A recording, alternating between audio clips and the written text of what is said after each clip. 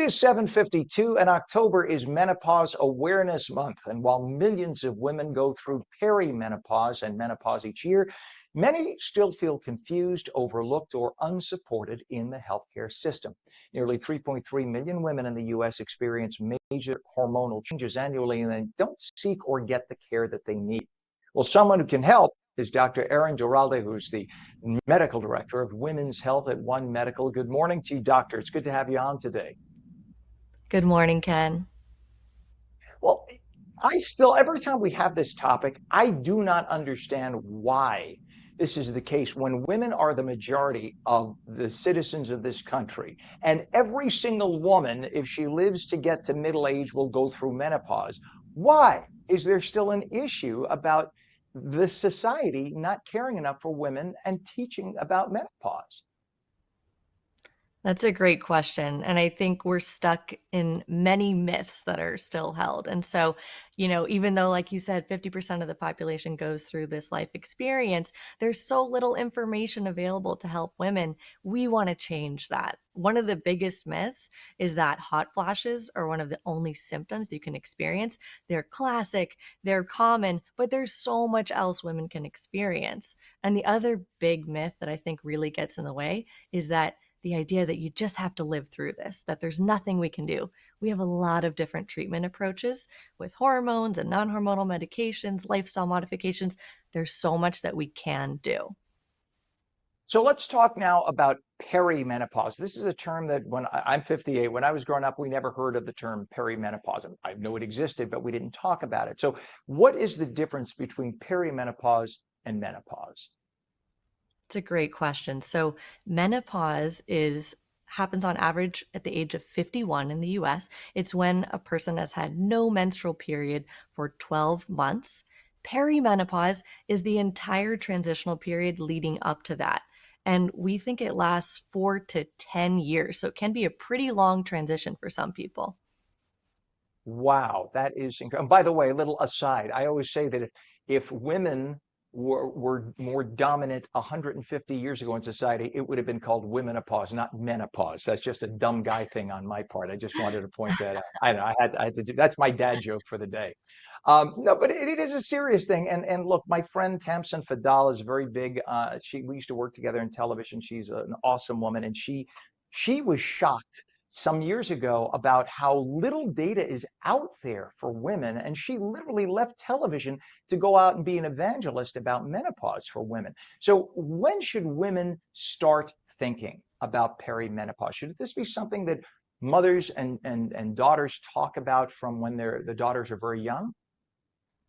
I think the more we can talk about it, the better. And the earlier, the better, too. This is a natural stage and change in life that 50% of people go through. But to be really specific, when's the best time to really, really start thinking about it? For a lot of people will be in the late 30s to early 40s when they might start to notice something changing. We know perimenopause symptoms are most common in the 40s on average, but there really is such a range in when people are going to go into menopause and therefore when that preceding time will be. And why is menopause care so often missing in primary care? I think it dates back to a really important study that came out in the early 2000s that showed us that there was a very small increase in the risk of breast cancer with certain types of hormone therapy. The magnitude of that risk, though, is so small, and it ended up being blown out of proportion.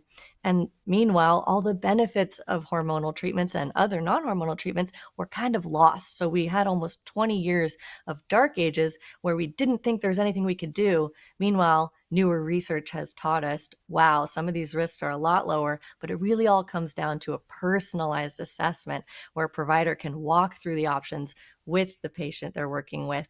And so I think we're now in a much better time where women can really be heartened that there's a lot we can do. So, doctor, just to help me, because obviously I'll never know what we're talking about from an actual experience point of view. When we're talking about the hormonal replacement, so this is something to kind of be a bridge. So as your body is losing its natural female hormones, it's not as drastic a change. It kind of softens the blow, if you will. Is that what happens? Yeah, I think that's a great way to conceptualize it. And for some people, these treatments are more useful during that transitional time. For a lot of other folks, they'll continue to use them for a period of time. And it's always an assessment, though, of how is this benefiting you versus, is it causing any side effects or harm? And how can we tinker with that? It's always going to be a reassessment to make sure that this is something that's helping. And now One Medical is addressing menopause differently. Talk about how One Medical is doing that. Sure. So, the really important thing we're doing is we're trying to catch this early in primary care. That's where people have a relationship with their provider over time. We can catch some of these earlier signs. We can do anticipatory guidance. And so having this integrated within primary care allows us to see perimenopause and menopause as part of someone's overall health picture. That means we can take into account any conditions they may have or special considerations, and then help them pick a treatment plan that works for them. The other thing that we're doing is we have trained experts who understand the Menopause Society's best practices for menopause care. We can use that to offer evidence based, personalized treatment plans. And we're also able to accept most major insurances, get people in same week often to start this care. And then for those who add a membership, we have 24/7 on demand care available by video visit as well for $9 a month or $99 a year for Prime members. So we have pretty good access, and that's something we're really, really proud of. And we're having the conversation. It's just so silly that in society, something that is so common is hushed about, like it's a bad thing that women do. This is part of nature. Why this ever became, I mean, it's like, we've talked on this show also, and this is not to make an analogy between mental health and menopause, but I'm saying mental health is one of those things society is like, he has it. No, it's normal. It's natural. This is part of treatment. Menopause, every woman will go through menopause in their 40s, 50s. Why does society get so silly about it and whisper and make it sound like it's something we can't talk out loud about? This is normal and natural. And thank God for a good doctor like you and Medical One to talk about this, because it's just One Medical, excuse me, because it's just silly that we ever thought otherwise. What's a website for One Medical for people to get more information, doctor? Yeah, I'm with you, Ken. So you can check us out at health.amazon.com/menopause to see if we have a clinic near you. And I know we do in New Jersey. So check that out, and hope that we can see you and work with you soon. Yeah, you're one of the first clinics right here in New Jersey, and a great one too. Spotless and a whole new type of healthcare right here from Amazon. So that's fantastic. Again, October is Menopause Awareness Month. Dr. Erin Duralde, who's the medical director of women's health at One Medical, thank you so much for joining us this morning on this really important topic. Thank you. You bet.